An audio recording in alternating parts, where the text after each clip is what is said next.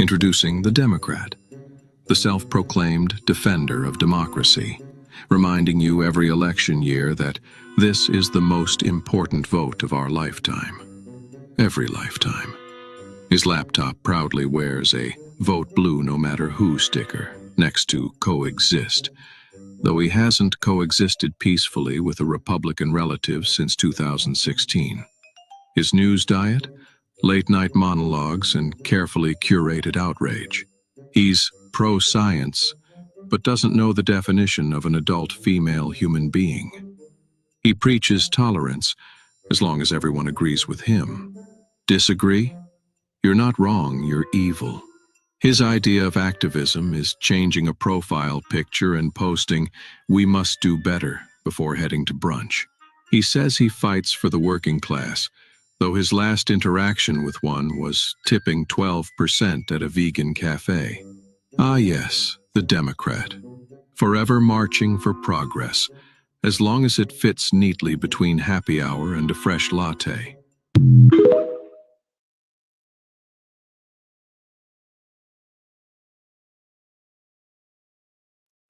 Good morning, Patriots. How are you doing today? This is Mike the Patriot coming to you live from the downtown metropolis of LaMonte, Missouri. I'm experimenting this morning. You probably won't notice it unless you're watching on the Facebook Patriot Mike Show channel. What do you think about if you're watching on your phone, you probably really like it. If you're watching on the computer, maybe not. I don't know. But StreamYard is allowing me to landscape or cell phone the image. So I cell phoned the image on the Patriot Mike Show channel. Just see what y'all think. On Facebook, the Patriot Mike Show channel on Facebook. If you feel like commenting, let me know, or send me a message. And let me know like you don't like. And we'll see how we do that. We'll go. It's an experiment. I'm experimenting.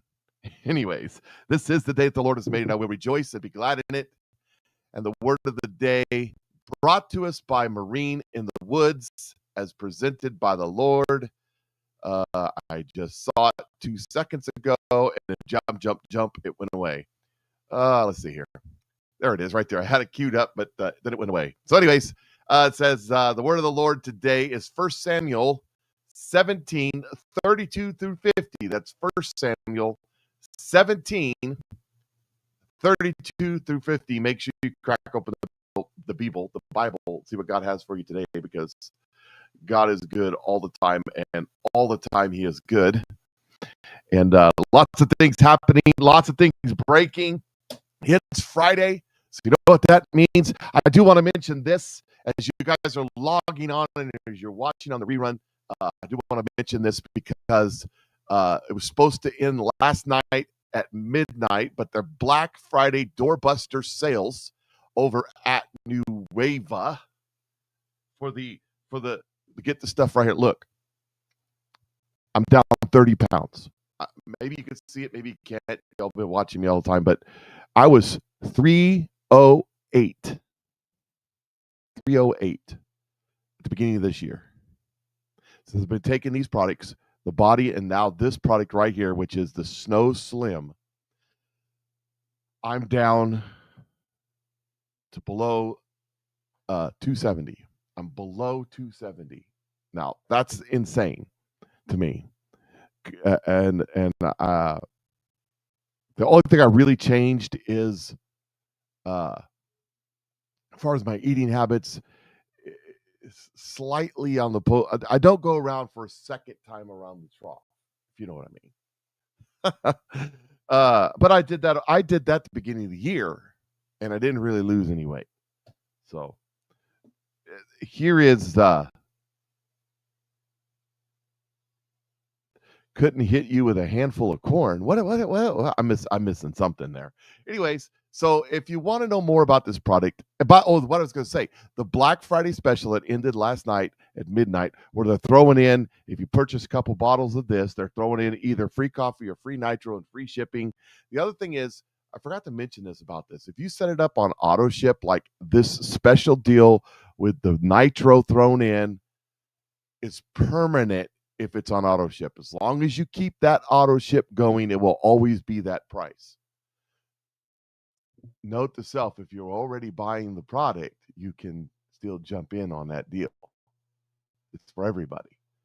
Here's the thing. They're continuing it to Monday. They're continuing the sale to Monday or while supplies last. They have nearly sold out. They have nearly sold out of the Slim.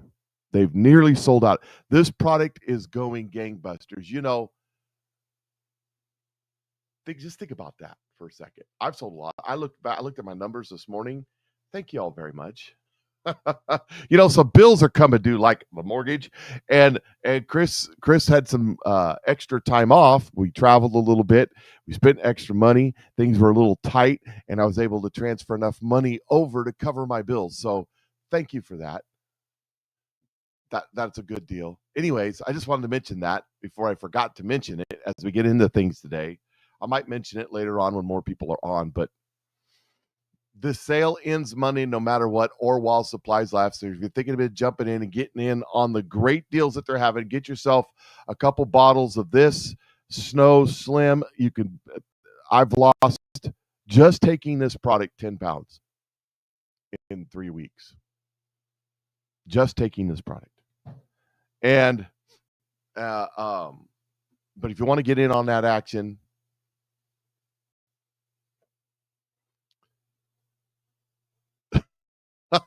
Michael, be getting another one of my paychecks. Oh, well, hopefully you guys can get one too. I'm just saying.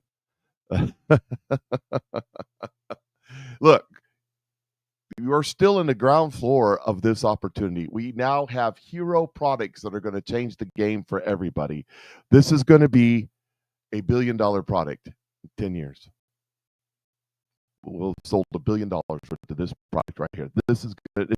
It's so effective. It works so well. I've seen so many reports, and you can get a piece of that yourself. There's a time coming very soon where if you are a social marketer,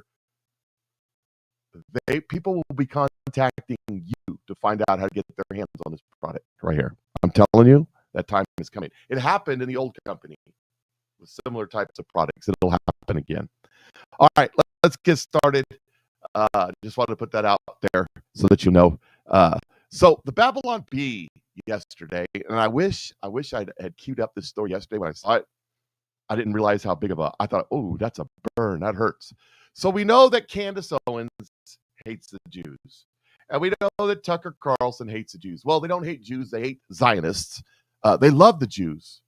All two of them that they know personally. It's the synagogue of Satan ones they hate, which means they hate Greeks. But that's a whole nother story. The Jews are fine just as long as they stay the hell out of the Middle East and go back where they came from in Europe and the Soviet Union and China or wherever they're at. Anyways, so Megyn Kelly has pushed back on that for a little bit, but here in the last 2 or 3 weeks, she's jumped on the bandwagon of bashing the Jews and going after Charlie Kirk and all the rest of it. She's jumped on the bandwagon. It pays well, I think. I think she's seen that Candace Owens went #1 on Spotify. So, I mean, most of these people don't really have an opinion anyways. They just trying to make money. So the Babylon Bee came out and they said this. And people are mad. Megyn Kelly gets rid of old pager just to be safe. I was like, that's just ouch. I thought about I'm like, that's a hot one. I mean, you are, the good jokes and satire have to have a hint of truth, and there's a lot of truth around. That's just, and I thought, man, but the fallout that they had to delete it. They took down the post. I'm not echoing, am I? It seems to be working all right. They seems to have fixed whatever the problems were. Must have been the harp turned up, causing all of the aurora borealis that was causing the problem. So anyway, if you're new to the show, don't take me seriously. Let's see here. So people are very upset about it. The Babylon Bee, run by Israeli first mega moron Steph Dillon and Joe Barry, published a call to murder Megyn Kelly and quickly deleted it. No, they didn't. I mean, you know the problem with America today? They need to get a little bit. They just need a little bit of... People can say anything they want to say, but they never able to say it to people's face. There used to be a time when you could... remember the Yo Mama jokes? There used to be a time when we could insult each other and it'd be fine. They're calling for the death. No, they didn't. They made a hilarious joke that bashed Megyn Kelly and bashed the Jews and Israel and everybody else all at the same time.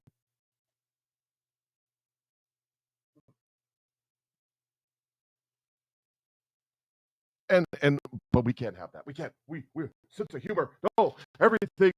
Oh my God, the Jews, the Jews. I can see a little guy standing. The Jews, the Jews. Jews in space. Take a joke. Don't be the joke. Take the joke. The problem is we spend way too much time being the joke in this country. Too many people. You know, someone once told me that you needed to have thick skin and a soft heart, not soft skin and a thick heart. I've tried to live up to that.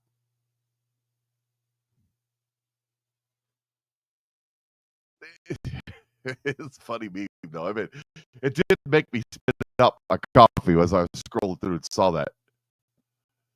Marine says, "Yo, mama's so fat she could sit on a quarter and squeeze a booger out of George Washington's nose." I mean, could you imagine? Just stop. Could you imagine if Rodney Dangerfield still did his bit today?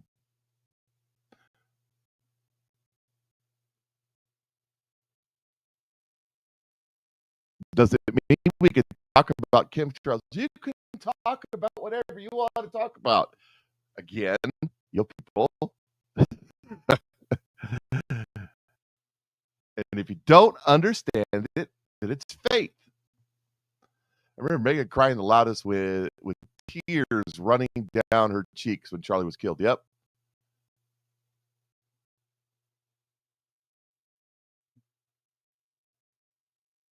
It is. Oh, that's another one. Yeah, Sam Kinison. That's another one that they couldn't deal with, because see, we're not allowed to have a sense of humor anymore. No one's allowed to be funny.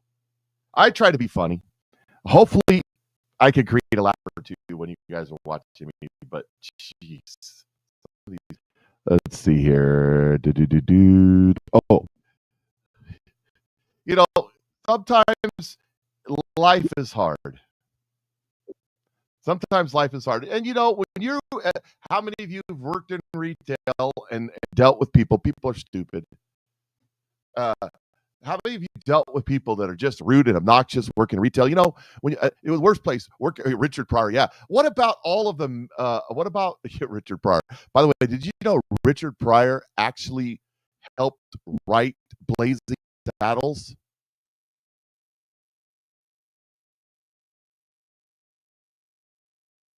Megyn has proof that Charlie. I saw her video. I need the bigger context. 2.1 seconds doesn't do it for me. You remember the meme? You know the meme, the cartoon, it's got the guy stabbing somebody. You've seen that meme, and then when you pull out, the guy's actually running from the guy stabbing him. When you go 2 seconds, when Candace Owens puts out 3 parts of a text message, you don't get the broader view of what they're talking about.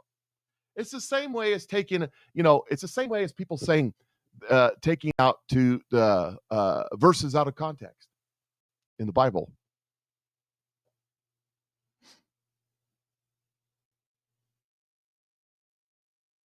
It's the same thing. You can't do that. So here's this guy. Well, all of Mel Brooks' movies were classic, by the way. I mean, it wasn't just Blazing Saddles. They were all. Look at the size of those knockers. They were all irreverent. Just, anyways, moving on. This guy right here. This is sometimes when people give you energy, you got to give the energy. What up, man? What's up, bro? Hey, man, I got 50 cents, bro.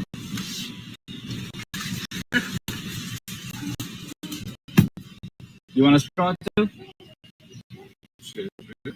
You need a what? $10 bill. You need a $10 bill for this? Yep.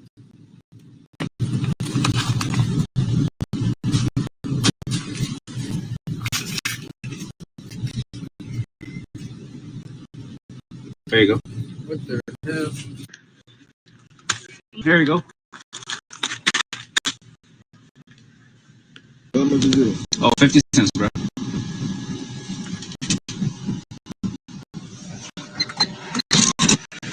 Thank you, man. There you go. What's going on, man? That's 50 cents, bro. Okay.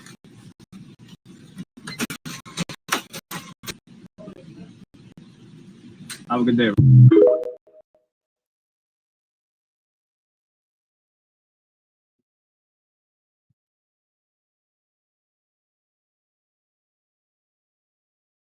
Sometimes you just got to get the energy you get, Anybody ever worked retail and had to deal with people like that just disrespected you? Did you see the look on a couple of guys' faces like, why you disrespected me like this? Well, you started the disrespecting. You so cool. Throw your money at me.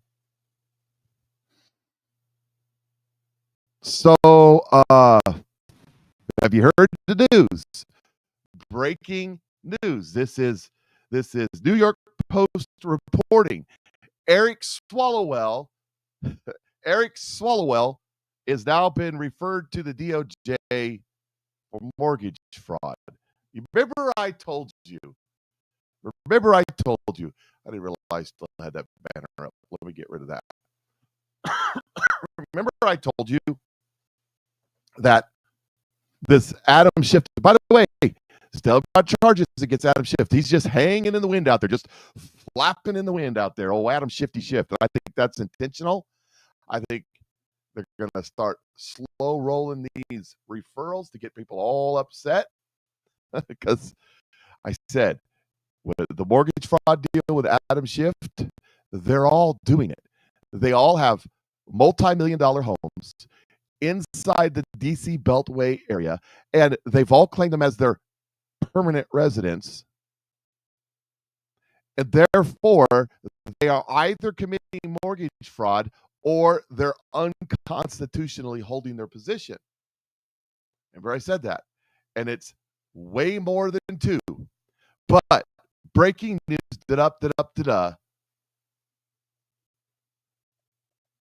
Representative Eric Swalwell's $1.2 million DC home target of DOJ mortgage fraud criminal referral.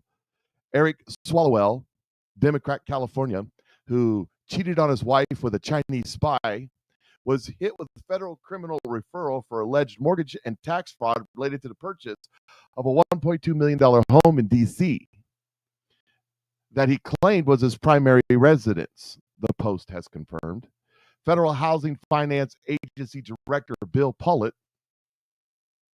on Wednesday, in a Wednesday letter to Attorney General Pam Bundy, requested an investigation of Swalwell based on allegedly false and misleading statements he made about the purchase, NBC News first reported. The California Democrat was able to secure millions of dollars worth of loans and refinancing based on the primary residence declaration in D.C., a source familiar with the referral said. Notice how none of these stories, I haven't read this all the way through, they might end up saying, but none of these stories talk about the constitutionality of living in D.C. as your permanent residence while being a representative or a senator. The designation could constitute mortgage fraud, insurance fraud, state and local tax fraud. Department of Justice Criminal Referral, FHFA Inspector General is probing the alleged mortgage fraud. As the most vocal critic of Donald Trump over the last decade, and the only person who still has a surviving lawsuit against him, the only thing I'm surprised about is that it took this long to come after me, Swallowwell responded in a statement. Like James Comey, John Britton, John Bolton, Adam Shifty Shift, and Lisa Cook, Loretta St. James, and dozens more to come. I refuse to live in fear. I refuse to live in fear of what has once the freest country in the world. Well, added the California congressman, who is now the fourth Democrat official to be targeted for mortgage fraud by the Trump administration. Oh, that's his $1.2 million home right there. Isn't that special? Such a lovely guy. Of course, I will not end my lawsuit against him, and I will not stop speaking out against the president and speaking up for Californians while I live in my D.C. mansion. Senator Adam Shifty Shift, Democrat, California, New York Attorney General Loretta St. James, and Federal Reserve Governor Lisa Cook have all faced criminal referrals from Patriot based on allegedly false statements they made about second homes or rental properties being their primary residence. Let me just say that James and Cook are different circumstances. If they committed fraud, they committed fraud. But understand that James and Cook aren't unconstitutional. Aren't unconstitutional when it comes to where you lay your head, especially Cook. Now, James probably got to live in her district. Nothing in the Constitution about that. Maybe New York's Constitution. I don't know for James. But Lisa Cook, there's nothing. She can live wherever she wants. They're all committing mortgage fraud, and they're not the only one. They're not the only one. There's more to come in this story. Trust me on this. This is just the very, very beginning, the tip of the iceberg. The referrals indicate the misrepresentations may have granted each more favorable loan terms. Rules for thee, not for me. Representative, excuse me, that's not where I want to go. Let's see. Where we go? Here we go. On October 9th, a federal grand jury handed a criminal indictment of James. Okay, they're just going to go into the other stuff. I don't want to talk about it. So I don't want to go. Really, that's a very small place. I'm just saying, I got a bigger yard than that. I'm glad I don't live in a big city. Just saying. I'm just saying. But there's more to this story. Now, I'm going to tell you the same story. I don't usually repeat the same story, but this is from Zero Hedge. And the headline. Y'all are going to love the headline from Zero Hedge. Zero Hedge reporting. Swalwell, excuse me, bears fangs after Pollitt refers to DOJ for criminal mortgage. So Swalwell bears his fangs. I see what you did there, Zero. Representative. And look at the picture they used. Isn't it wonderful? Let me just remind you, for those you don't know, this is a Chinese spy. Her name was Fang Fang. She had an ongoing affair with Representative Eric Swalwell, who's a married man with children. And the wife, stand by your man. Yep. Eric Swalwell is super pissed after Federal Housing Finance Agency Director Bill Pollitt referred him to the DOJ for criminal prosecution over alleged mortgage fraud.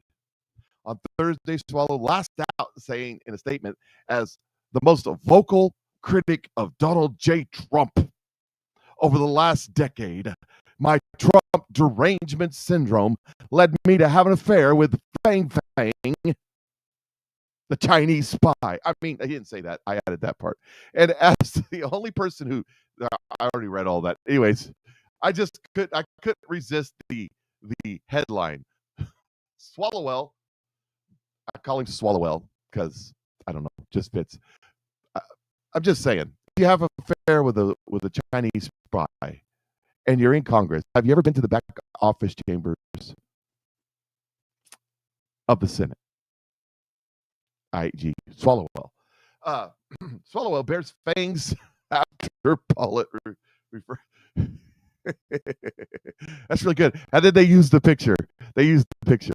By the way, so Fang Fang got found out to be a Chinese spy, and she ran over the Chinese consulate, and they shipped her back home. Probably gave her a medal or something.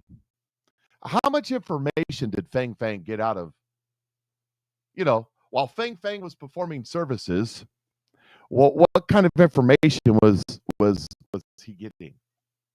I'm just saying. I don't know. Somebody's probably going to post something bad about me now because I'm talking about their favorite people, like they did, like the Babylon Bee.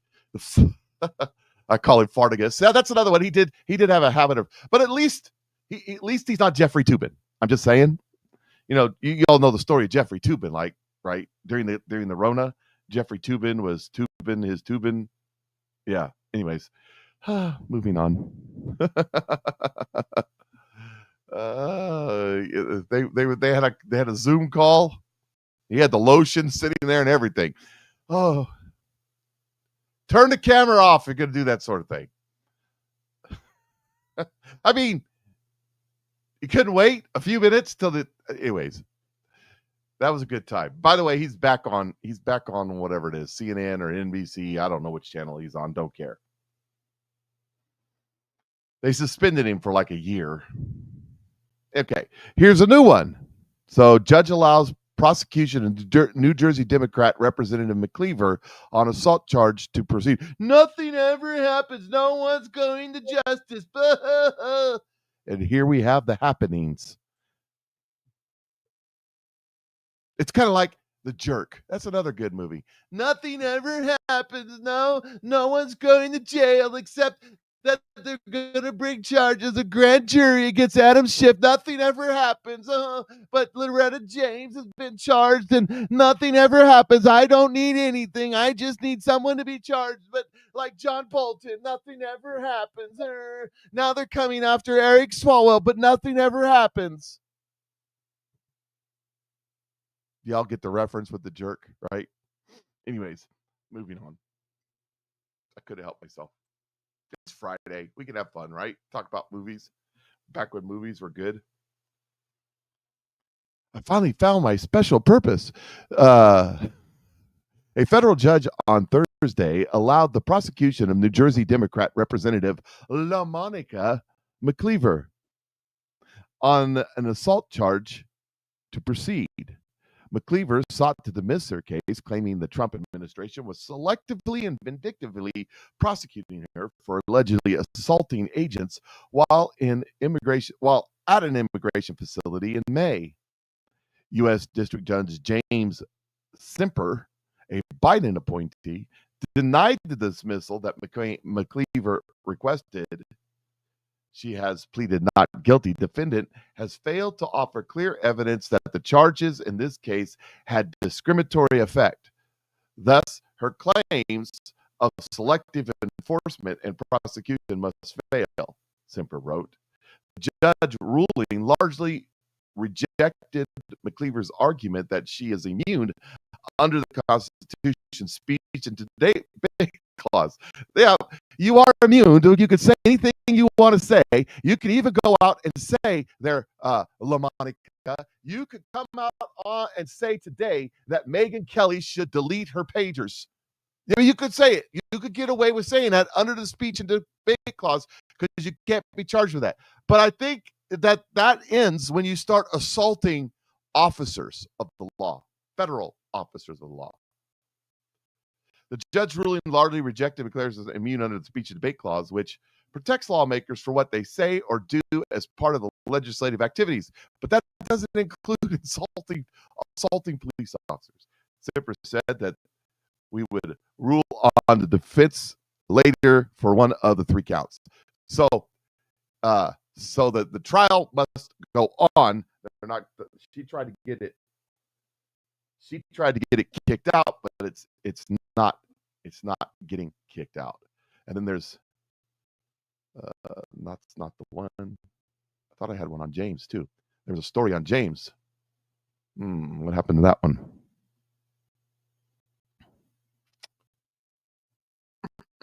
Let's see here. Let's see if I can't. I might have deleted out of it real quick. Let me see. Pete XX, America's biggest.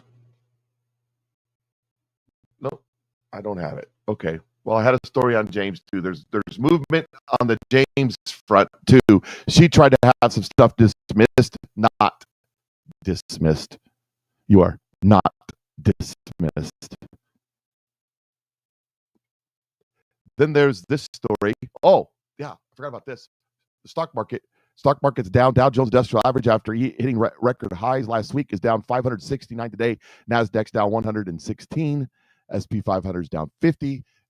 Gold is down 114 to 40.79. Silver is down $2.42 to $50.74. And things are starting to happen. The Fed has come out and said that they may have to, start purchasing bonds.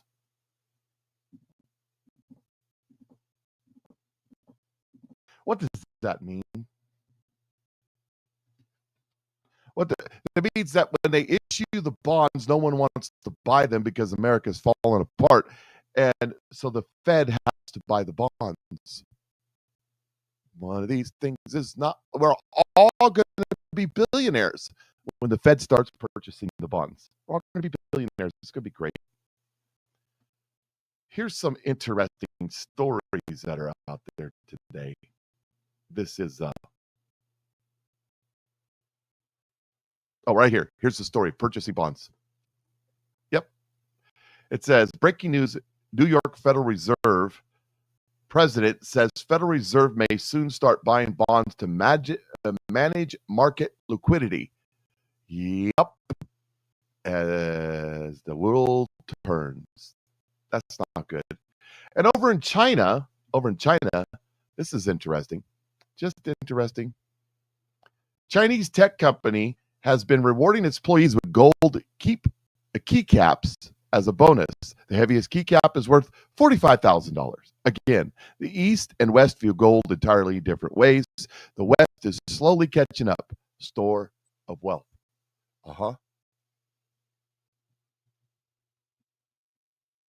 That's happening too. So that will be interesting to see where it comes there. Here is Speaker Johnson is pissed off though.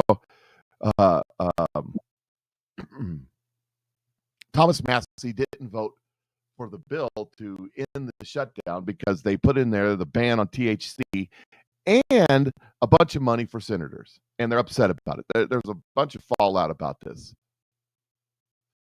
So will that ignite inflation? Yes. I meant to go. Thank you for the question, because I meant to go deeper into this and I didn't. So the feds to manipulate the money, right? They want to get inflation to 2%. That's their target goal. The problem is the only mechanism they have is to print money or not print money. The debt is $38 trillion. It's about $1.5 trillion a year in interest, where it sits right now.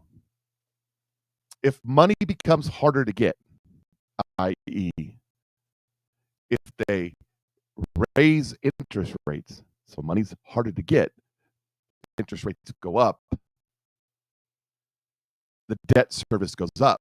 Understand, we only take in about $4 trillion.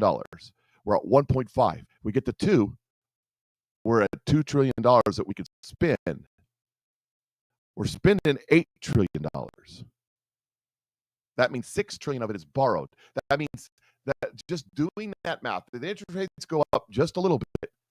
That means we'll add $6 trillion to the debt next year, which means we'll probably go to $2.5 trillion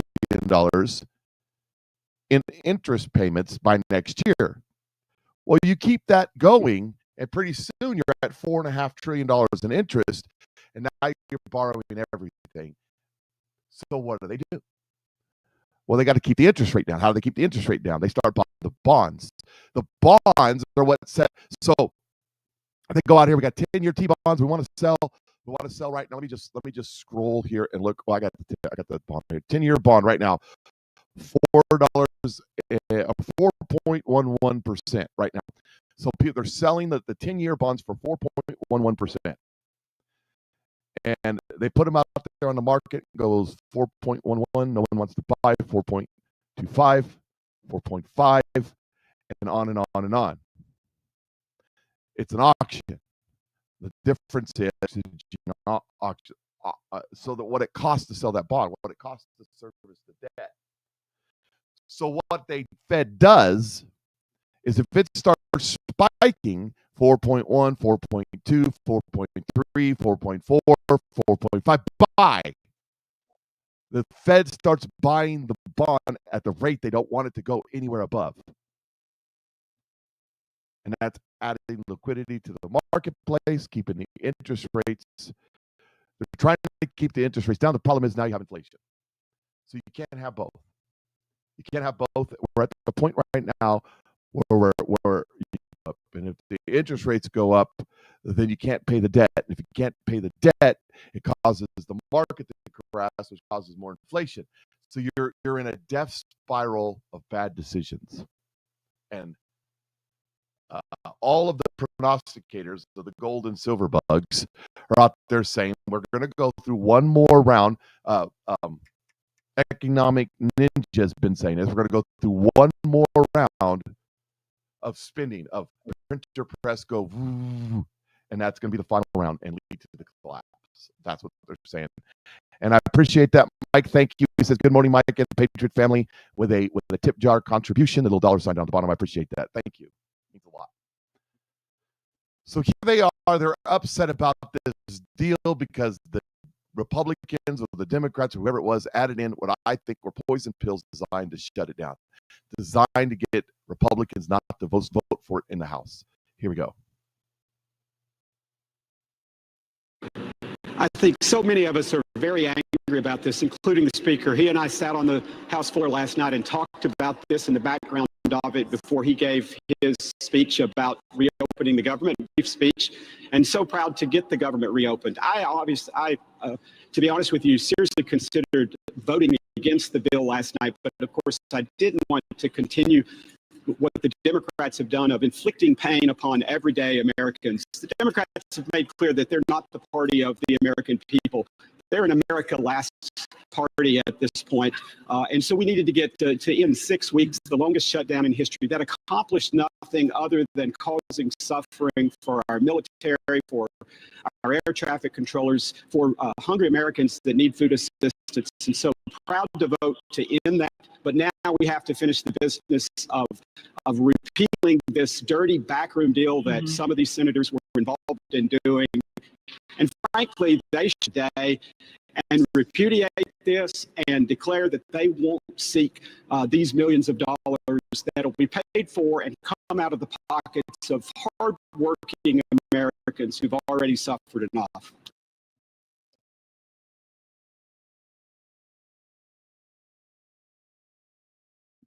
So, by the way, Thomas Massey could introduce a bill today and cancel both those things. There's a vote on it, done. Will he? No, probably not, because he wants the argument. None of these people want to fix anything. They just want to argue about them. You know, if you want to argue about policy, become a pundit like me. That's my job. You should be doing policy. Speaking of policy, Dan Bongino put out a statement. He put out a statement to Congressman Massey. Dan Bongino. I bet Dan Bongino could whoop Massey's butt. What do you think? Congressman Massey, the director, when Director Pell and I entered on duty in our leadership positions in the FBI, we had our hands full. But we were happy to be a part of the president's team, and we still are. Despite the multitude of challenges we faced, one of the first initiatives was to aggressively pursue a new strategy to investigate the January 6th pipe bomb terror attack. We brought in new personnel to take a look at the case. We flew in police officers, and I remember them announcing that, and detectives working as TFOs, task force officers, to review FBI work, conduct multiple internal reviews, held countless in-person and SVTC meetings with investigative team members. We dramatically increased the investigative resources, and we increased the public award for information in the case to utilize crowdsourcing leads. This is only a small sample of the work the FBI personnel leadership team have put into this critical investigation. When I spoke with you yesterday, a little after 8 a.m. Eastern Time, screenshots attached, I offered you an in-person brief on our work. We spoke for 10 minutes. I called you back a bit after 7:30 Eastern Time to again make that offer. You didn't answer, and you have yet to call me back. Despite this, you continue to imply that the director and I are targeting investigators in the case. This is disgusting, even by the low standards many have for politicians. You know my number. You're free to call me anytime. But it's easier to tweet and throw BS bombs. That's right. Trying to cause damage to Trump. Thomas Massey was a never Trumper and always will be. Anybody aligned with Trump, he's against. Yes, our leadership team will be meeting with FBI team members today, and we will avail them of all the whistleblower resources they need to disclose any evidence of malfeasance in the prior administration, and we will ask about threats that may have gone unpulled under prior leadership, because we are passionate about solving this case. But a week of near 24-hour work on recent open source leads in the case has yet to produce a breakthrough, and some of the media reporting regarding persons of interest is grossly inaccurate and serves only to mislead the public. So this story about this cop may not be accurate, according to Dan Bongino. I proudly serve in this administration. I proudly work for Director Patel to reform and advance the crime-fighting and national security missions of the FBI. We would love to have you as a partner in this mission rather than a dog parking behind the fence. And so he gives the receipts.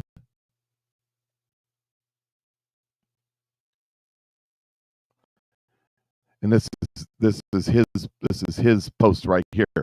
I received troubling letter today from the attorney representing the most recent FBI whistleblower regarding the J6 bomb investigation. Just a reminder, FBI Director Cash, in case this letter is warranted, federal law prevents retaliation against whistleblowers. So he's accusing Cash Patel and Dan Bongino of retaliating against whistleblowers.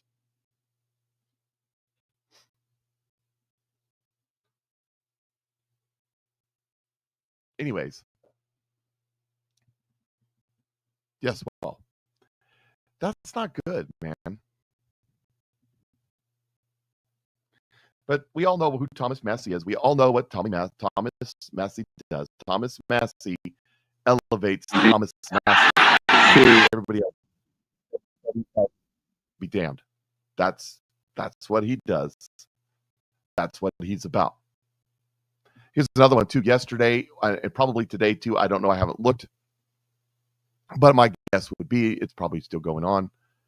But Bitcoin falls and falls and falls. Bitcoin falls under 99,000 yesterday. Of course, you know, if Bitcoin goes to zero, what do you got? If gold goes to zero, you still got the gold. Well, it's not worth anything. It'll always be worth something. I love it when Mike. I haven't looked at the chat. I have no idea what y'all are talking about. I'm sorry. I was reading.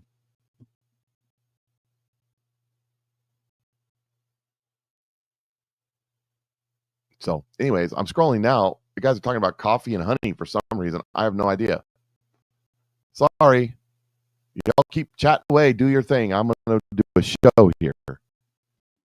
Sorry that we broke early. Oh, Lord have mercy. Then there's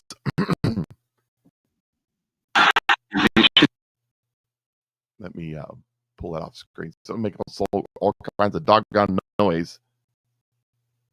Did you see that Pete Hegseth was out there changing the Department of War?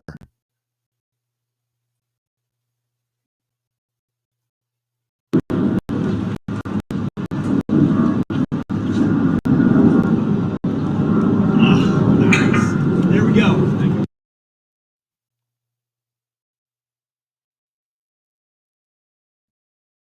So it's now we're weird, Mike. Well, this is probably true. This is why some reason you watch my show. So did y'all see this? I'm not going to play the whole video. I'm just going to talk about it a little bit because I something interesting to me. So this is Blue Origin launching one. Lift up, effective. Take motion.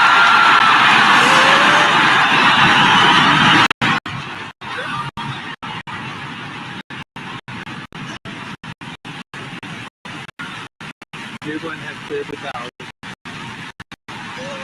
And then, of course, this is the reusable watch. Copying Elon Musk on the platform.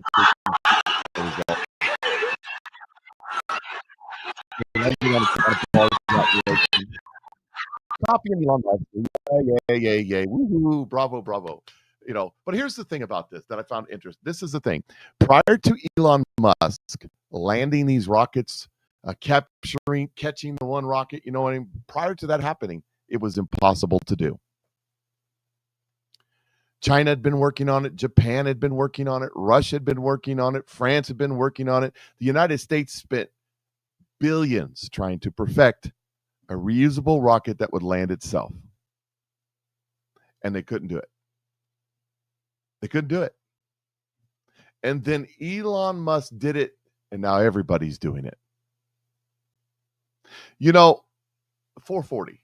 That's been the gold standard of running, right? 440. They talk about it in the NFL, you know.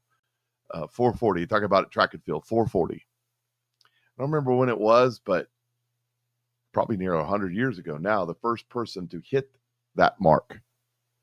Everybody said it couldn't be done. It was physically impossible for a human being to do that until somebody did. And then after that, it became the standard. And over again, that mark was hit. You see, the thing about innovation is that it's impossible till somebody does. And then once somebody does it, everybody can do it. Because it clears out that mental block out of their brain. You have a mental block in your brain that says that can't be done, so don't do it. And that's where a lot of us are in our lives, why we've plateaued in our lives, why we can't achieve things greater than we are now, is because we've blocked it. We don't even know this happened. And this is a perfect example of that, because this self-landing craft was impossible until it wasn't impossible. Think about that for a minute. And now everybody's doing it. The Russians have done it. The Chinese have done it. But it was because Elon Musk, who was able to not have that block in his head, said we could do this, we could figure this out, who hired a bunch of people that said we could do this, we could figure this out, and the world changes just like that. That is something I noticed when that happened. Here is some new breaking news from John Solomon, Just the News, about Hillary Roberts Clinton. Let's hear. Let me turn to a story that we broke earlier this week. We told you, I think on Monday night, we broke it on the show, that the FBI had transmitted new documents to Congress on the Clinton Foundation, new examples of alleged corruption that occurred there, and efforts to thwart the investigation of the Clinton Foundation.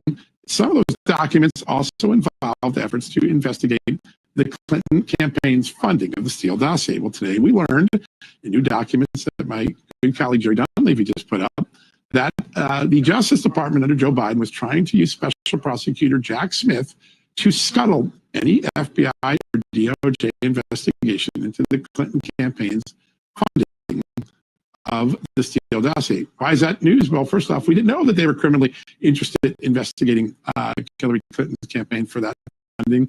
But two, we now tied together why FBI Director Kash Patel said he thought it was a grand conspiracy, that all these things to get Trump are connected, from Jack Smith and Lois Lerner in 2014 at the IRS, the Russia collusion, to Ukraine impeachment, to the raid on Mar-a-Lago, to Jack Smith's investigation. And it turns out that Jack Smith has a direct connection to Russia collusion now in these new documents.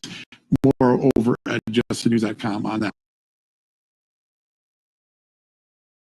That's assuming, surely, that we haven't went to the moon. I don't know. And then Carol says, sounds like stolen technology if for decades you couldn't be done, and then bam. But you missed the point.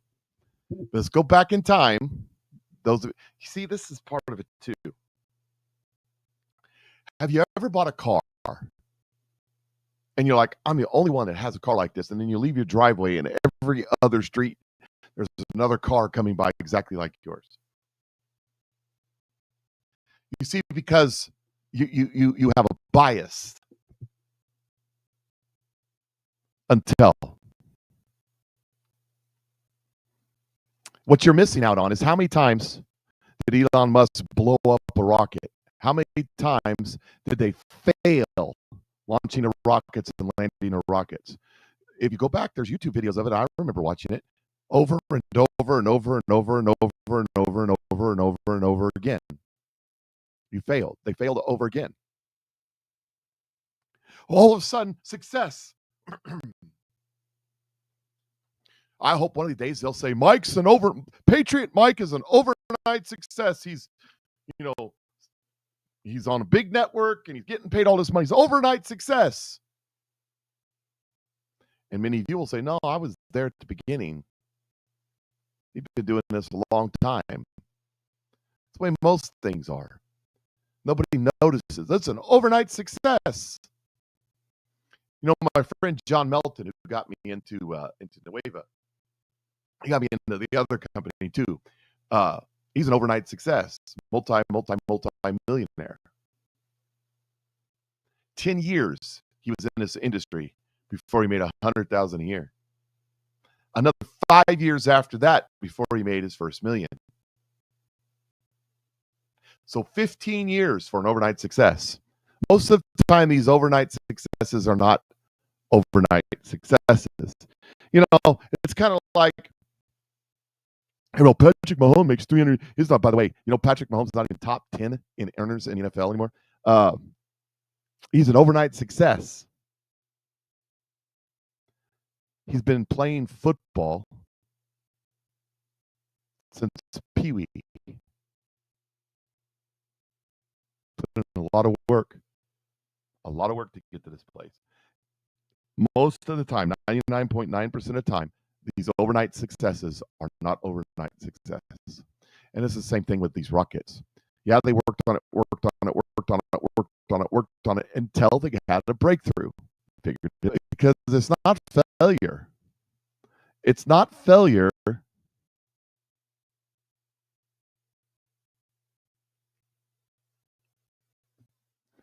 It's not failure unless you quit. It's just, okay, we found another way not to do it. They ripped off Elon's patents. A patent, you guys put way more faith into a patent. A patent doesn't make it work.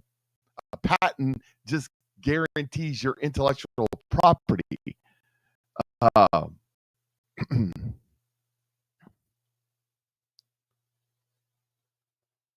There's patents on the internal combustion engine, but there's probably 200, maybe 2,000 patents on the engine because they're all different. Do it a different way. You do it a different thing. It's not rocket science. Oh, yeah, it is. It's patents design. Who? No, they were almost there too. It's maybe they all stole each other's designs. I don't know. But my point is, and you've got to accept this because this is reality. And Gale says, yep, 100 ways not to make a light bulb. That was Einstein, who, by the way, did steal his technology. Actually, he bought it. But that's another story. Not Einstein, Edison, wrong guy. Sorry about that. You probably already corrected me.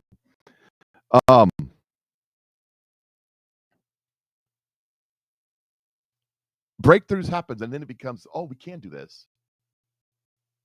It happens all over the world. We're talking about Hillary Clinton, and we're talking about how the new information coming out. Here's one.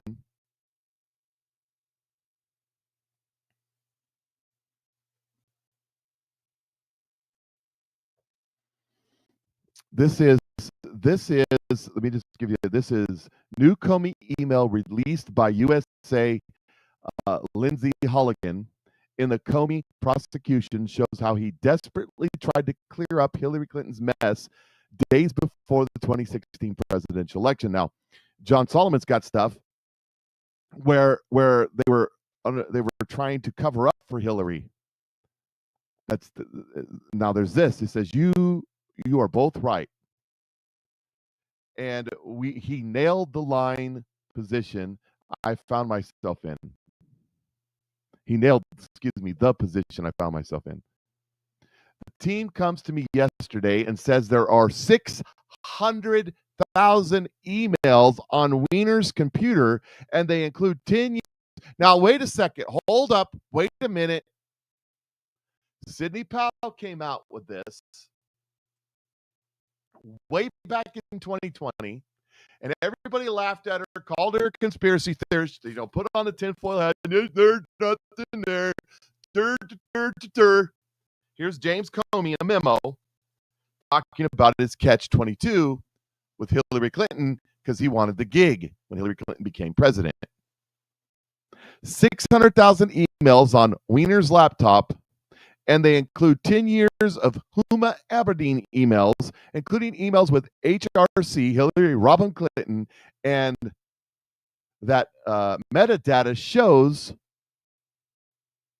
are from line missing BlackBerry domain used. For the first months of Secretary Clinton's tenure at state, appears Uma did not know her stuff was backed up on his computer. What am I going to do? I got to authorize the work and correct the record with Congress. Imagine what I would have done to what it would have done to my institution if I didn't do both of those things. Not hard to call, although I hate having to do it. In other words, he needed to order them to shut down the investigation into Hillary Clinton, because if this got out, and he needed to correct the record with Congress, because if this got out, it would destroy Hillary Clinton's chances of becoming president.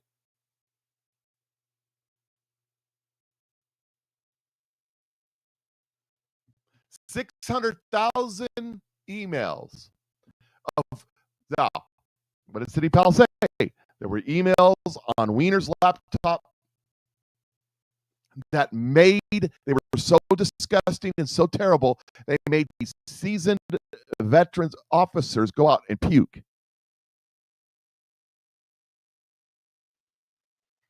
So if one is true, the other is probably true too. And I've been telling you for several weeks now that Anthony Weiner's laptop is in play.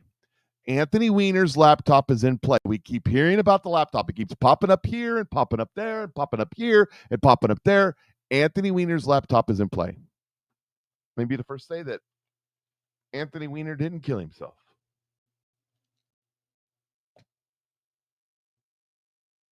Breaking just moments ago, Fox can now Here is breaking on the mortgage, the Fang mortgage deal. Breaking just moments ago, Fox can now confirm that California Democrat Congressman Eric Swalwell has been criminally referred to the Department of Justice, accused of mortgage fraud. Senior White House correspondent Peter Ducey reporting live on this breaking news on Eric Swalwell from the North Lawn. Hey, Peter. Part of an administration official filling us in that Eric Swalwell, the Democratic California congressman, has indeed been referred to the Justice Department by Bill Pulte, who is the head of Fannie Mae and Freddie Mac right now, because he is accused of making false or misleading statements on a mortgage application. We believe that this pertains to a $1.2 million area. Swalwell has already responded. Part of his very long statement says, as the most vocal critic of Donald Trump over the last decade, and as the only person who still has a surviving lawsuit against him, the only thing I am surprised about is that it took him this long to come after me. Like James Comey and John Bolton, Adam Schiff and Lisa Cook, Letitia James, and the dozens more to come, I refuse to live in fear in what was once the freest country in the world. Now, Swalwell has not been charged with anything. This is a criminal referral. Basically, a government agency thinks that they spotted something that is possibly illegal on mortgage documents from Swalwell.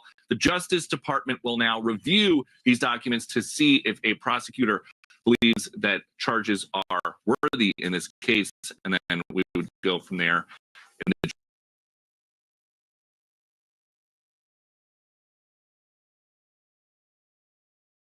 A little bit deeper, a little bit more. Now I have there's more on Hillary Clinton. I gotta scroll to get to it. A lot more stuff on Epstein.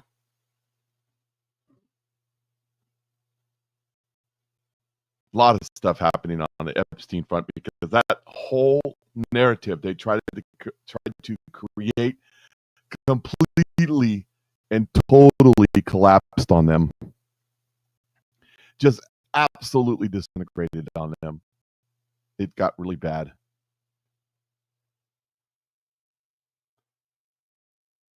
Let's see. I know I got it right here.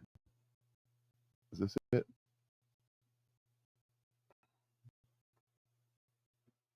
Yeah, this is it right here. Check this out.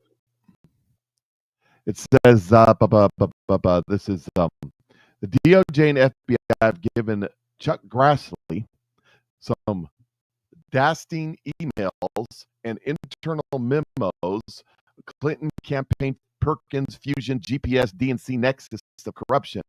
The emails appear to show that Cooney of USADC and Pillager of DOJ stopped investigation steps into the matter. But before that, a plucky FBI agent took out an opening EC on the matter and reached out to DOJ, DC, U.S. Attorney's Office, and Treasury, blah, blah, blah. So there was stuff going on in 2015, 2016.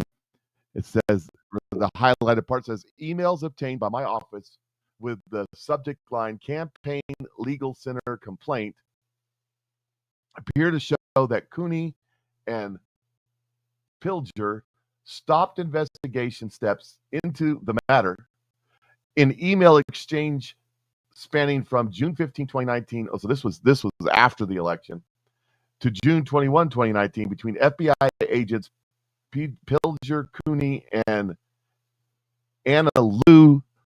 The FBI agent asked questions as to why the Clinton campaign's Fusion, GPS, DNC matter did not make a good candidate to open an investigation, given the appearance to be unambiguous concealment by the DNC and Clinton campaign for payments related to production of the Steele dossier. Russia.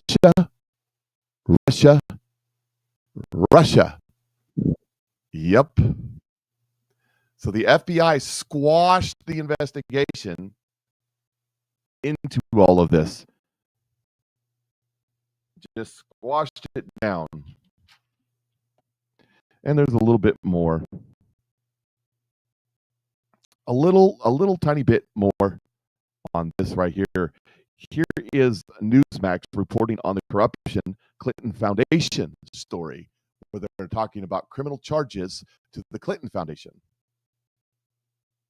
A document shows how Bill and Hillary Clinton's foundation collected donations from foreign and domestic interests seeking influence. Documents now being dubbed as the Clinton corruption files make it clear that there was an effort to obstruct legitimate inquiries into the foundation by blocking real investigation by line-level FBI agents and DOJ field prosecutors and keeping them from following the money. Attorney General Pam Bondi and FBI Director Kash Patel hope to make all the documents public by the end of this week. And I know so many people, including you, Chris, I will say there's also Senate Judiciary Committee Chairman Chuck Grassley is supposed to get his hands on these documents. He has, of course, a lot on his plate with Arctic frost, everything else. But I'm happy to see that they're taking this up, and maybe we even get a hearing or two there, don't you think? Well, it would be very nice at an end before anybody raises an eyebrow.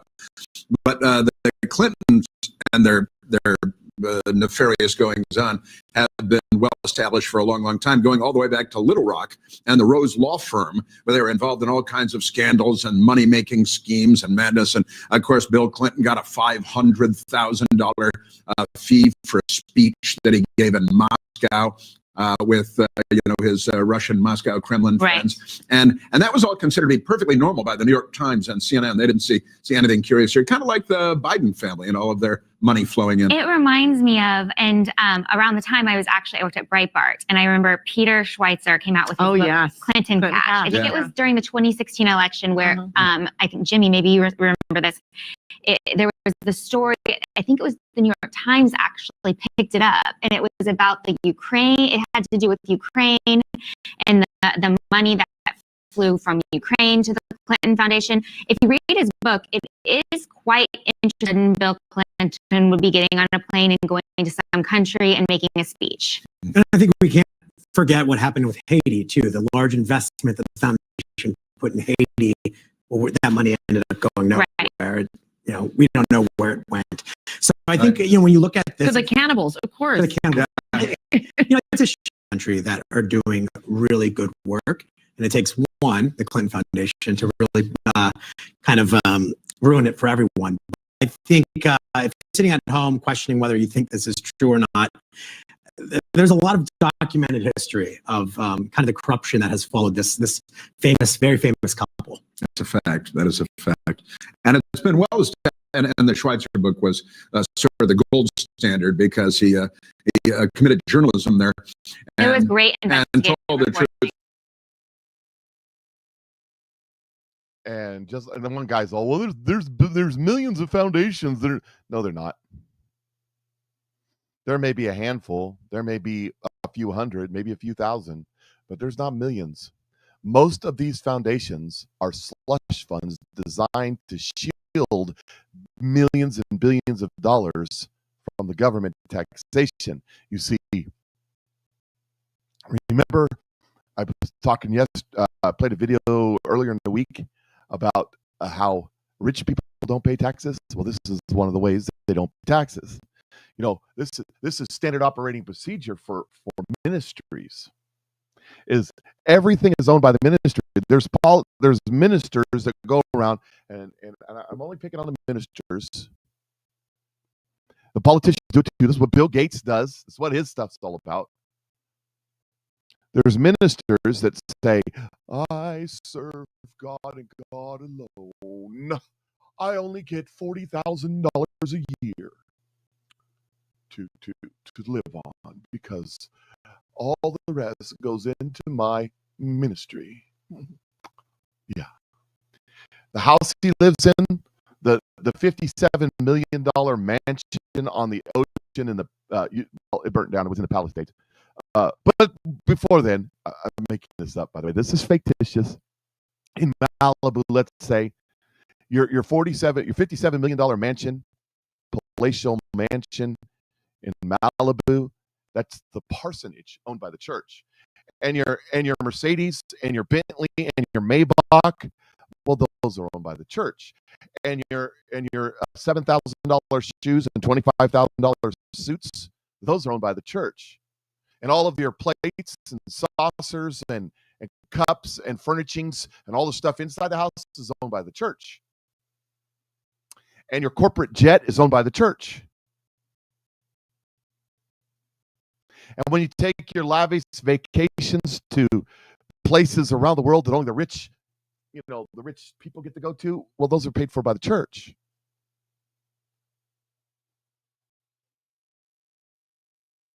And when you write your book and you get the $2.5 million advance, well, it goes to the church. So to pay any income tax on it. That's what they do. That's the way it works. Everything's owned by the church, which is owned by you.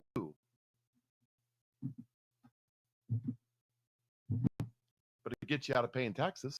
All of you all will agree with me on that. But when I start talking about some of the other organizations that are out there, Bill and Melinda Gates Foundation, the Clinton Foundation, you take a look at all these NGOs funded by Soros, they're all designed not to have to pay taxes.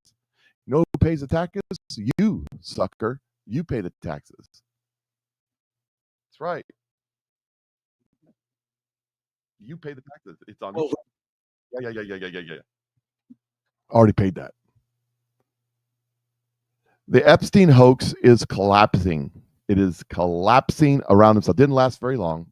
It was a distraction designed to keep you from looking at how bad the Democrats did, and it failed. Of the Rufo and Lomez podcast. All right, Chris, what does your gut tell you about what's going on here? Look, I mean, Jeffrey Epstein is an increasingly and enormously powerful man, even in death. He is trying to toss him onto the other side and hoping that it explodes. But again and again, the evidence suggests that while Trump did know Epstein, he did party with Epstein on occasion, he wasn't involved in any of Epstein's crimes. And in fact, when he figured out what was going on, he banned Epstein from his Mar-a-Lago club and resort. And so the president, I think, had successfully established boundaries, and the Dems are just trying to agitate against him and trying to use whatever bits and pieces from these documents to get the president. But look, the president has been through a lot. He's been indicted, he's been arrested, he's been mugshotted, he's been shot through the ear. A couple of misrepresented snippets from these emails is not going to result in much. How do you think the Republican Party is handling the Epstein situation?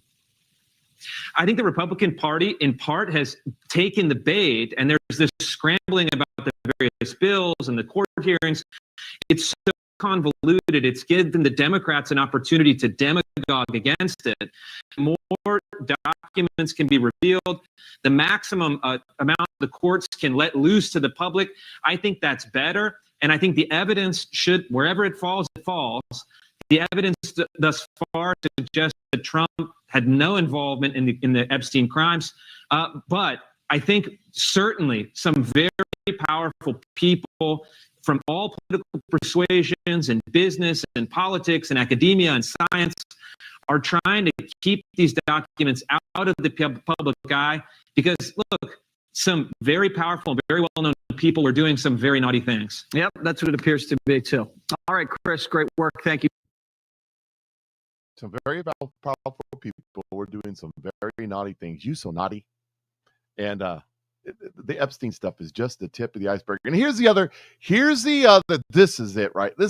Here's the secret. Fetterman said the other day that they've sat on these emails for 4 years. They've had the Congress, Republicans and Democrats, have had these emails for 4 years. They released them the other day for political reasons. Here's John McCain's wife, Cindy McCain. How many of you remember this video? It hides in plain sight. Epstein was hiding in plain sight. We all knew about him. We all knew what he was doing. But we had no one that was, legal aspect that would go after him. They were afraid of him. For whatever reason, they were afraid of him. All of a sudden, someone said, BS, we're not afraid of you anymore, and what you're doing is not only wrong, it's illegal, it's, all those things.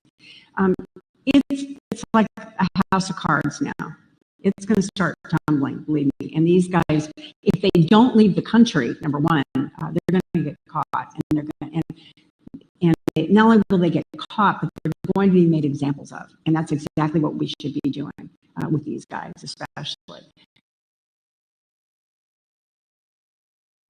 We've all known all along what he was, who he was doing, how come you knew? I'll tell you how come she knew, because her husband.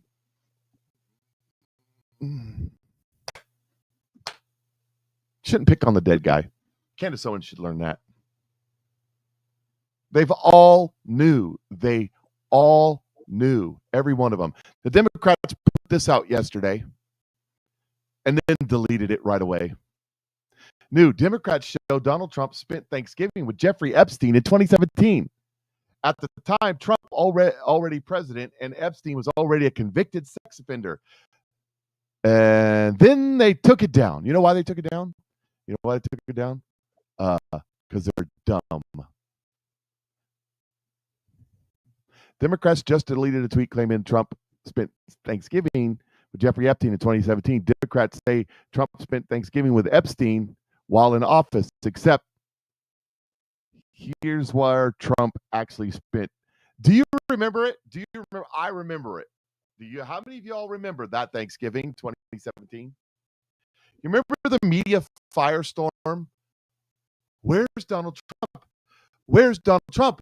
Donald Trump not at work. Donald Trump's not at the White House. Donald Trump's not down Mar-a-Lago. Where's Donald Trump? Oh my God, where's Donald Trump? What's going on? Oh my God, Donald Trump's out playing golf when people are dying at war. Oh. And then all of a sudden, the White House releases that Donald Trump got on a plane and snuck on over to Iraq or Afghanistan, I don't remember which, and spent Thanksgiving with the troops. And they all had egg on their face. The walls are closing in. You remember that? because I remember it. I remembered it. You see, this is a learning experience about frauds and lies. When people are vague about their evidence. Candace Owens. I have insider information, secret, top secret. I was visited by Charlie Kirk in a dream, and he told me all about it. It's because they can't be specific. Because if you are specific, you can. 2017 was Iraq. Okay, I don't remember where he was, but I just remember that it happened. You can't be specific because when you start getting specific, the more specific you get in your claim, if it's not true, it's easier and easier to debunk, just like what happened to the Democrats right here. Boom. Donald Trump was here, not here. Could it be that Epstein was a piece of crap, money-grubbing, grifting liar? I mean, it's possible. E. Jean Carroll case is another perfect example of Donald Trump was convicted of fondling E. Jean Carroll sometime between 1990 and 2000, somewhere around I don't remember the name of the department store, the big fancy department store there on Fifth Avenue. She doesn't remember what day, she doesn't remember what year. She kind of sort of remembers which side she was on in the women's only department. Do you know why she can't remember what day and she can't remember what year? Because Donald Trump, being a multi-billionaire builder who travels the world,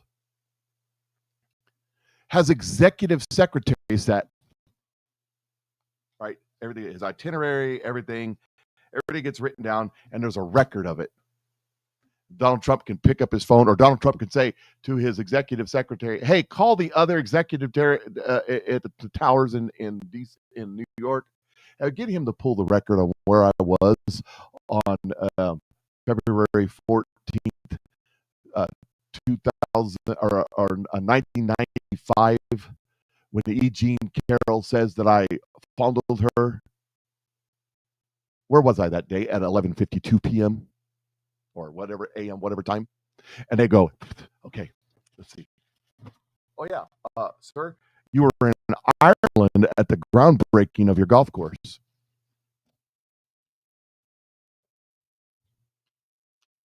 Everything's written down for a guy like Trump. I mean, you and I in our lives where things don't matter because we're nobodies, not so much. Although I've got 5, almost 6 years of recordings of my words and where I'm at. That's why they that's why they have to be vague about this stuff. Because the closer you get, the Democrats got shot down right there.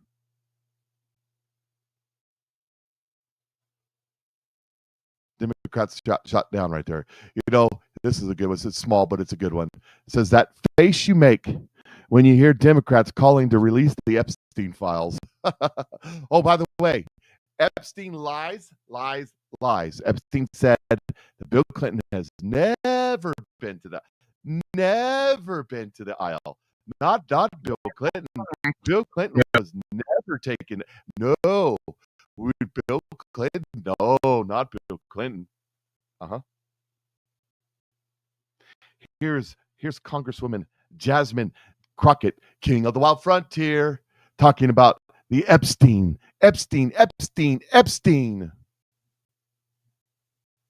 Sure that the Department of Justice didn't have this information, and if they didn't have this information, do we know whether or not they actually deleted this information? Do we know that there was a thorough investigation? Do we know whether or not the investigation had concluded? These are all questions that we need answers to, but we can't get them when you're not cooperating. So we don't know what the DOJ has. Right now is trying to obstruct on some very basics of let's just get a subpoena that says release all the information, I wouldn't be surprised, just like he obstructed the prosecution of one of his henchmen who took $50,000 in taxpayer dollars from undercover officers. I wouldn't be surprised if he sent a message and said, stop investigating. We're done with this. Epstein's dead. I don't want to hear anything else about it. Do you have any evidence of? I have no information.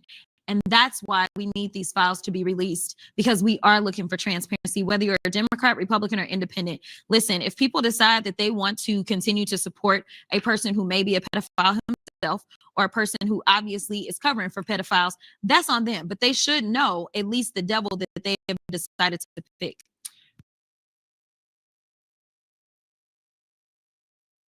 We don't know what they have. We don't know what the DOJ has in their files. Let me say this. Jasmine Crockett, AOC, maybe Cory Booker, stinging off the top of my head, Rashid Tlaib, Ilhan Omar, doo-doo-be-doo-doo. They're probably not involved in the Epstein in any way. They're too young. They didn't get hung up in that. But the old guard did. But her sitting there going, we don't know, is a true statement among true statements. They don't know what's in those files. There's a reason why Gasoline Maxwell, whatever her name is, was shipped over to the Club Fed in Texas, where she can live out the rest of her sentence in relative luxury. Because she gave 100 names. 100 names.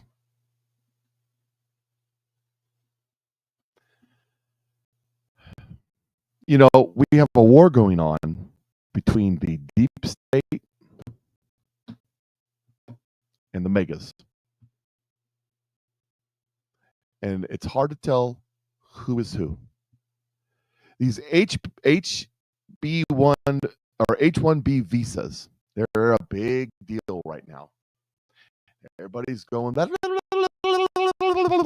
talking about them. What Donald Trump did with the H-1B visas is he's made 2 points. He's done 2 things that is very important to understand. First of all, H-1B visas are legal immigrants, not illegal immigrants. They're legally come here. He made the bar much higher to get them in and much more costly. Thousands upon thousands of dollars. And the idea behind that is we need this. Of course, everybody's all upset. The knee-jerkers are knee-jerking, like Marjorie Taylor Greene, that Donald Trump said that workers are dumb. Well, the truth is, our institutions in this country, you know, it's been said that if a foreign adversary did in our schools what we did to ourselves, it's H-1B, not HB1. What we did to ourselves, yeah, some visa holders make that sound as true, would be an act of war. It'd be an act of war. Before I get to the Marjorie Taylor Greene thing, let me just show you. Let me show you. I showed you Jasmine Crockett. Let me see. I know I got him here. Right here. Nope, that's the wrong one. That's the Canadian. She's actually smart. This is this woman right here. Here we go. This is a Democrat woman. This is an educated American educated person. This is supposed to be the smartest people on the planet. They went to the education, they got all the stuff. They even got the neck tattoos to show it. Listen. The amount of white people that dared to tell me that there is no reason for white people to feel guilty because they weren't directly involved with slavery, when every single one of them, especially the ones. Okay, hold up. Wait a minute. Something ain't right here.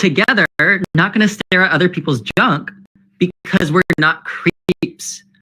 Okay, if you have a creep in the bathroom, report them. Well, sir, if you're in the bathroom with my daughter, I won't be reporting it. You might be reporting it. The question that you'll have to have is, as you pull your teeth out of the sink that I slammed your face into, will you be able to report it? Because there's a creep in the bathroom, all right. Make that clear enough for you, pervert.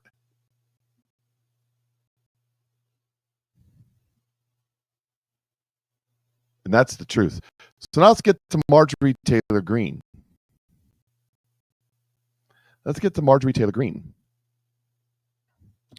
She wants to get rid of H-1B visas, but there's a need right now because our education system is so screwed up.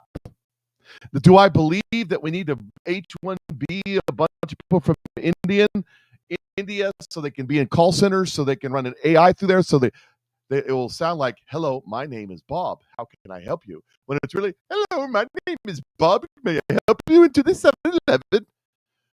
We don't need that kind of stuff, but we do need educated people that know advanced science, engineering, that kind of stuff, doctors, because we don't teach our crumb crunchers to do that anymore. We teach them to vote Democrat and collect welfare payments.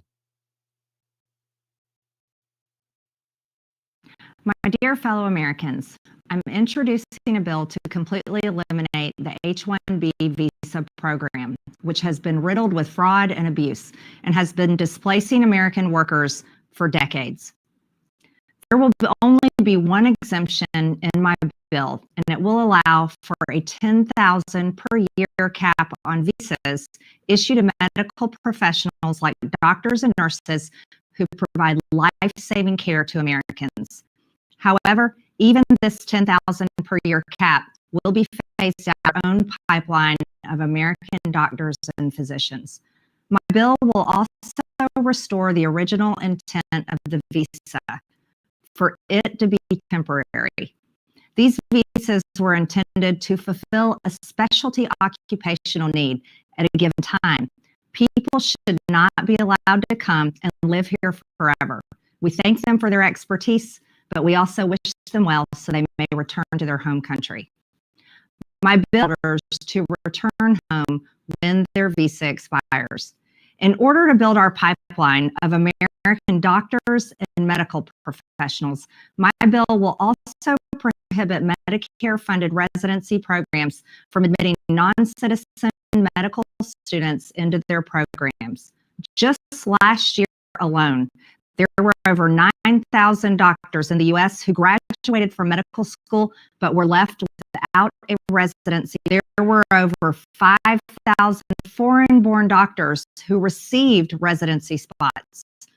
This is entirely unfair, and it's America last. My bill will help mitigate the shortage of doctors and nurses in our country, the shortage that we face, while at the same time serve as an off-ramp from our reliance on foreign workers by allowing us time to fill our residency programs with American doctors. It's a program in all other sectors in the job force and in the workforce. This is America first. It's time to put American citizens first instead of foreigners first. And this has gone on, and this has been an abuse for far too. And I believe Americans are the most talented people in the world, the most creative, and I want them to have their American dream. Thank you. So Donald Trump has made moves to fix the H-1B visa, and she's trying to steal the thunder. If Donald Trump wasn't talking about the H-1B visa, she wouldn't be talking about the H-1B visa.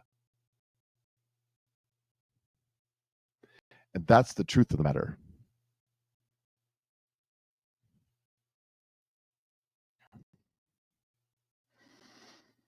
And I don't have a problem with people coming over here that are the best of the best. That's what we want. We want the best and the brightest over here. That's what we want. I mean, that's what America is about. People could come here from other places and build their dreams. So I'm not opposed to that. I'm not opposed to it. But it just seems to me a little disingenuous since she had nothing to say about this for years. Now, all of a sudden, it's an important deal. It's just weird. Just entirely weird. So Jonathan Turley on the McCleaver, Melonica, or whatever her name is, McCleaver. A federal judge just rejected Representative McCleaver's motion to dismiss, despite many who insisted that the indictment was invalid and the underlying conduct protected. Judge Jamiel Simper ruled that her actions were wholly disconnected from any oversight function as a member of Congress. The ruling rejects the prior claim of Democratic members that have the right to enter any ICE facility at any time as a matter of oversight, the view that some of us previously challenged. Judge Jamal Simper, or I guess it would be Seeper, I don't know, is a Biden appointee who previously served on as a federal prosecutor. The ruling is clearly correct, and while Representative McCleaver may appeal, it is doubtful that she'll be able to ultimately prevail in this extreme argument echoed by Democratic members and pundits that don't want kings. Right? Is that it? We're no kings unless you're my Democratic politician. You can say and do anything you want with nothing. No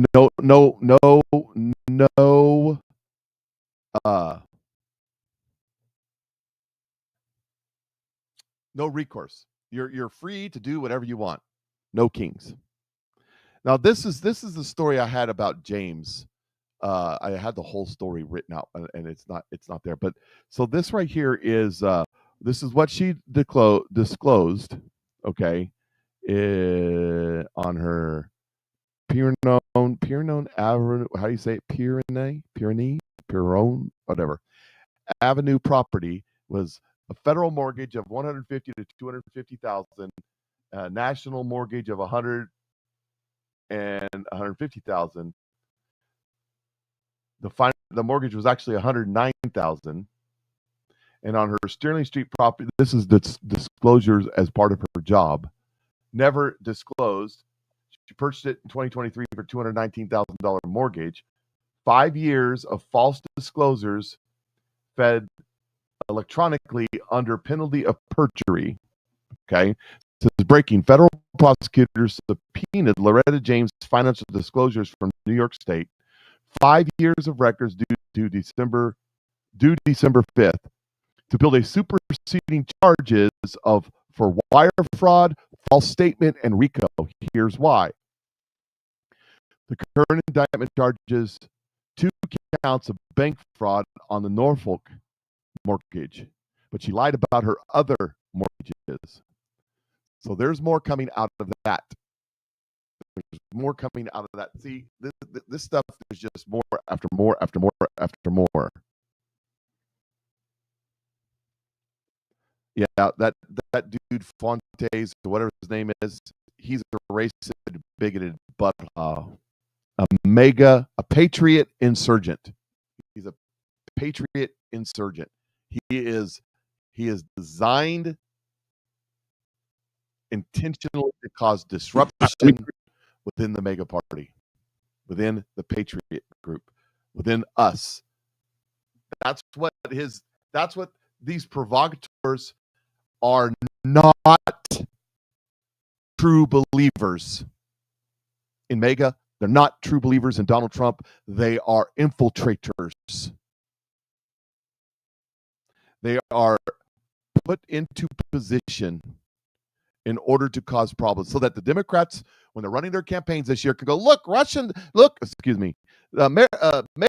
is racist. MAGA is racist. Look at that guy. Look what he said. MAGA is racist. MAGA is racist. MAGA is racist. MAGA is racist.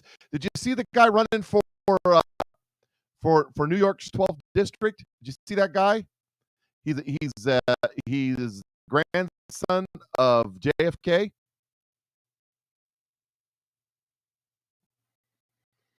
Did you see him? Newsflash! Republicans are lying. They say the Democrats shut down the government. Not true. They did. Why? So they can protect private health insurance profit margin. The Democrats are standing up for the American people and making sure that your healthcare costs don't go up, which they will. Doge and the White House shut down the JFK library. JD, cut it out. Stop that. JD, you're making me nervous.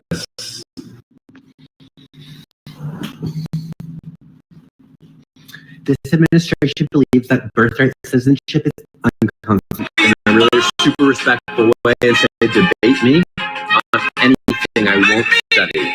Why is Indiana the best state in America? And what is your favorite snack? Yo, Schlossberg, stirring the pot again, brother. I love it. Right.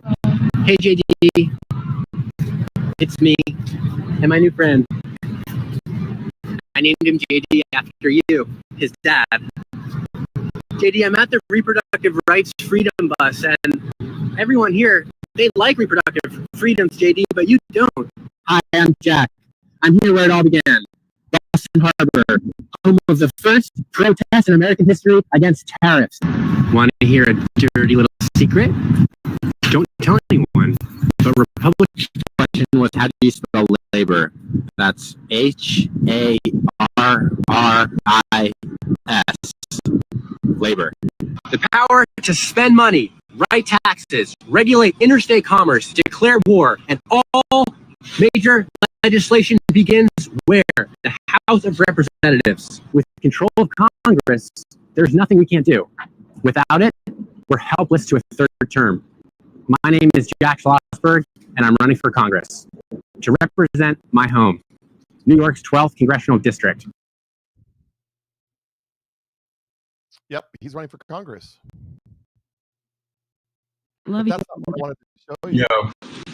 I wanted to show you this. This is him. Remember? They're going to be screaming that mega Republicans are little Fuentes run around being Nazis and discriminators and hating. This is a Democrat. Yo, check this out.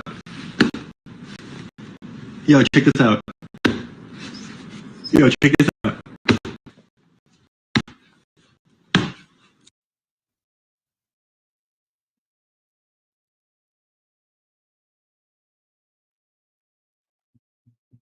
What's that make him? Huh? Nothing but a bunch of little racists. Love you all. Racist and communist. Here's Liz Warren. Love you all, but there's a few people in here that have a lot more money than me. And if you're a billionaire, why are you a billionaire? Ooh, right question. So I'll tell you one thing. There is nobody in this country who got rich on their own. Nobody. Here's how I see it. If you had a good idea, you worked hard, you made it big, good for you. But I want to be clear. You moved your goods to market on roads that all of us paid for. You hired workers that all of us paid to educate. You are safe in your office building or your factory because of police forces and firefighters, all of us paid for. So yeah, you started a company that's done terrific. God bless, keep a big hunk of it. But it's to succeed just like you did. And I'm not asking for much. All I'm saying is that it's not fair for a Boston public school teacher to pay a higher tax rate than Jeff Bezos. So here's my idea. Instead of giving the top 1% of Americans a big fat tax handout, we should make sure those people pay their fair share and then invest that money into lowering costs for working families. That's what this fight is all about. And I'm in it all the way. Tax the millionaires and the billionaires. Why are you a billion? Why are we allowed to have billionaires? Well, if we don't allow the billionaires, and pretty soon it will be, we'll tax the millionaires and the trillionaires. If we're not allowed to have billionaires, we won't have millionaires. If we don't have millionaires, we won't have 100,000-aires. If we don't have 100,000-aires, we won't have 10,000-aires. And the other thing that the lying little piece of crap, because she knows this, by the way. You know how I know she knows this? Because she's a millionaire and she sets her finances up so she doesn't pay any taxes either. But the millionaires and the billionaires don't pay taxes. Because I already discussed that. We need to help the teachers. No, you're going to tax the living hell out of the teachers. You want to know who helped the teachers? Well, actually, probably not, because they're all salary-based. But you want to know who helped the workers? Donald Trump. No tax on tips. No tax on overtime. Well, that's another one of the things I wanted to say about Marjorie Taylor Greene, too. How do you know a Marxist when you see one? Government's the solution. She says she wants to get rid of H-1B visa, and then she talks about how she's going to use the H-1B visa and how she's going to regulate it differently. Marjorie Taylor Greene said we can solve this problem with the H-1B visa with government.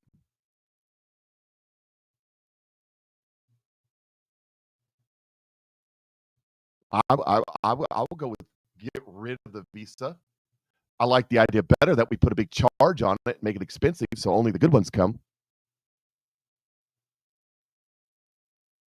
Oh yeah, no tax on Social Security. But the Republicans, let me say this slowly for the people in the back.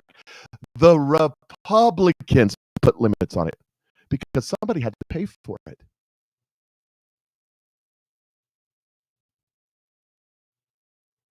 You idiots spent $8 trillion fiscal year 2025, and you're saying somebody has to pay for it? You don't give a damn about somebody paying for anything, ever.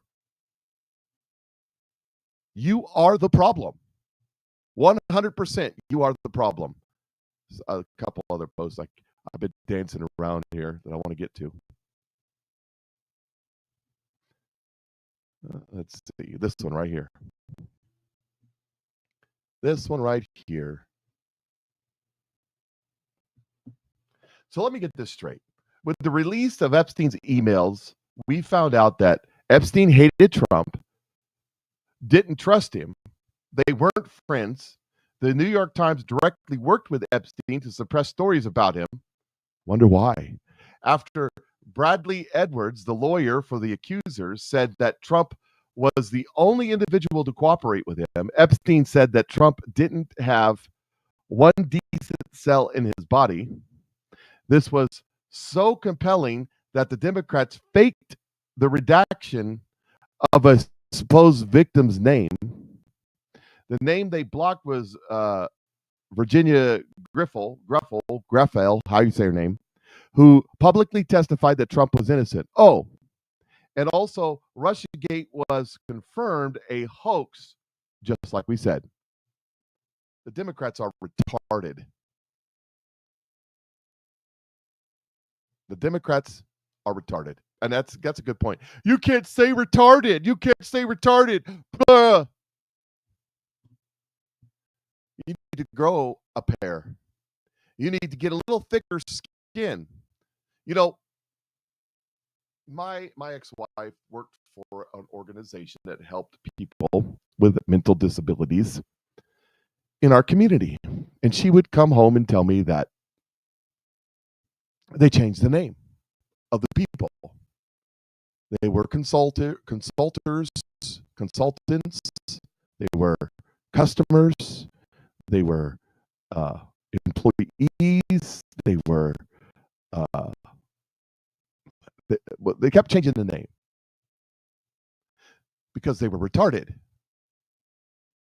And you see, if you take an individual who is slower in understanding and doing things than someone else, the word retarded, especially as a musician, literally means slowed.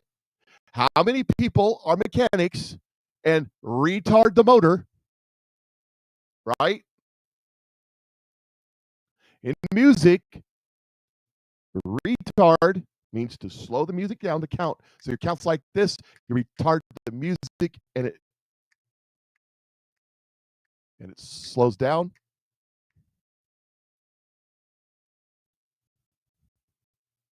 That's what the word means. And a rose by any other name still smells the same. So when you start calling it something else, they're disabled, means retarded. They're unadvantaged, means retarded. Whatever you name them will end up meaning what they are. So just call them what they are.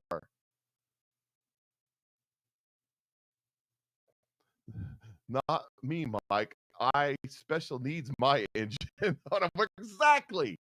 Exactly. Your engine needs special needs.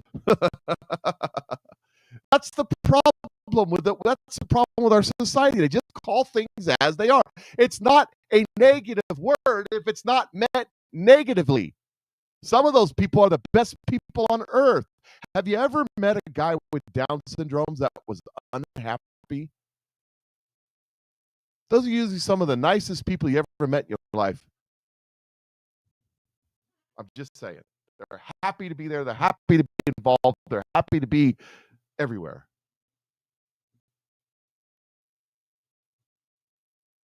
Some of us could use some retardation. I'm just saying. We used to be able to joke about that. You remember in Living Color? We used to be able to joke about these sort of things, but we can't do it anymore. We can't do it. We can't make fun of ourselves anymore. It's ridiculous. By the way, so a judge in Chicago has all the illegals that they arrested and released them immediately. Well, ICE has responded, and this is what they have to say to the judge. What's important here to realize is that Border Patrol agents, ICE agents, and those allied law enforcement teams risk to their lives to apprehend those 650 illegal aliens that judge wants to release on the streets. Those illegal aliens came from a myriad of situations, whether they were criminals or individuals that were taking jobs from Americans. You name it, that's what they were doing. And I'll tell you what's going to happen is we're going to apprehend 1,650 on the streets of Chicago. Basically, nice judgment you have there, sir. Let me see you enforce it. The judge has no authority. The Supreme Court's already ruled. The judge has no authority. These judges have no authority to enforce anything on the executive branch. They've already ruled, and I hope they crack down on it. And by the way, the old guard Republicans, Democrats, Republicans too, they're finished. Nancy Pelosi's retiring, and there's a reason she's retiring. Here's Nancy Pelosi. Any questions on the subject for our colleagues? Right? See? Yes, sir. There. Climate. I saw someone over there. No? No questions on the subject? No. Yes, okay. Hello, do you have any questions? Anybody have any questions? Anybody got any questions? We got a Q&A here. We need you to ask questions and Do you have any? Is there any question? Any questions? Anyone? Any question? Any question? Anyone? Questions? Questions? Can I get questions? Yeah. Yeah. Questions? Questions. I'm going to end with this. It's time. Let me just say this. I said it earlier. I'm going to say it again. Check it out. This right here. 10 pounds. I've lost 10 pounds in 3 weeks taking this product right here. This is the chocolate raspberry Snow Slim. It's on sale. They had a sale. They were giving away free nitro or coffee with a purchase, and save you some money. The other thing was about this sale. It's a doorbuster Black Friday sale. Started earlier in the week. It's a 72-hour sale. Ended last night. The thing is about the sale, if you lock it in at this price, you get these products for that price. If you lock it in, auto ship, as long as you keep the auto ship, it will always be that price. That's a pretty good deal. So here's the thing. By the way, with some of these other companies, they lock you in and you're stuck, right? So they give you 2 bottles. There's a deal with 2 bottles, free shipping, and throw some other stuff in. Like, well, I can't use it's a month's supply, so that I don't need that every month. Well, you can set it up auto shipped every 2 months. See where we're going with this? Anyways, they've extended that deal through the weekend, all the way through Monday. They've extended that deal. You can still lock it in. You can still, so if you're already buying it, you can still lock in that price indefinitely if it's on auto ship. But the deal only extends while supplies last, and supplies are running out. They have sold a lot of they've sold a lot of this stuff. It's been fantastic, and thank you for everybody who went out and bought some. I appreciate it. Marine says the grape nitro is awesome. Everybody likes the grape nitro. Now's the time, ladies and gentlemen. Now's the time. The economy is about to go, and you might need an extra few bucks. And I can show you how to get an extra few bucks if you're willing to learn. If you're willing to learn. So, anyways, can diabetes? Yes, there's no sugar in it. Of course, always, if you have some sort of talk to your doctor, but there's no sugar in it. It's no sweetener, no nothing like that. If you want to see what's in it, send me a message to 660-620-2644 or email to PatriotMikeShow@gmail.com. Message me on Facebook, and I will share with you information. I'll tag you in a couple informational videos, and then I'll send you the link where you can go look and see exactly what's in it. And if you need help finding that, I'll walk you through it. Anyways, I just wanted to say that. I wanted to put that out there one more time. So here is Donald Trump. I'm going to end with this. Here is Donald Trump in the Oval Office. They had a wingding yesterday where he signed some executive orders and did some stuff about foster parents to help support foster parents. A lot of stuff's on my Telegram page. Go check that out. But anyways, he has these kids in the Oval Office, and this is Donald Trump just being a grandpa, basically. So we're gonna play this video and we'll call it a day. As for you, you want it or you don't have to have it? Would you like it? Huh? She's smart. She said yes. So cute. You want one, honey? You want one, too? He's got a lot of Italian blood in him. Yes, we must know what your name is. My name is Donald.